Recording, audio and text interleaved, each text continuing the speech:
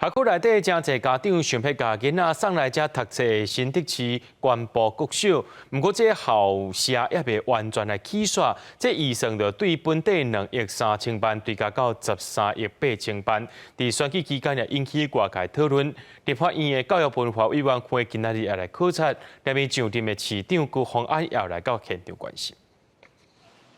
关埔国小位伫瓦金新竹科学园区附近，冇袂少新起的大楼，吸引真侪家长想要送囡仔来遮上课，煞嘛造成学生数量对原本一班29人增加到35人。不过准备开30亿经费的学校，却无规划运动场，引起立委关心。关埔事实上，它的规划因为已经整个定型下来了，所以对于空间不足的状态，它之后是不是能够有展现的空间，几乎是微乎其微。因为这附近的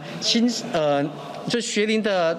人数实在太多了，所以关埔国小似乎没有办法去加以容纳。那么接下来就会碰到我们在这附近是不是有可能再开办另外的一个学校？新竹市长董宣林、高鸿安表示，一间学校工程预算开价13亿，却欠缺学生运动空间。上任了会赶紧研议来解决问题。其实不管是在工程预算上花了10几亿，那工期的部分遥遥无期。那也看到了在学区爆量的情况下，这一间国小在一个非常人口新兴的区域，却没有办法满足附近的家庭学生的就学需求。也希望教育部未来在对于这些相关的，不管是我们在关埔国小的这些体育馆的增建的工程的补助的部分，都希望能够来尽快的来配合。关埔国小目前规划60班，拢总87间教室，包括行政大楼甲图书馆、体育馆、参景馆工程部分是做伙招标。教育处指出，未来会使看状况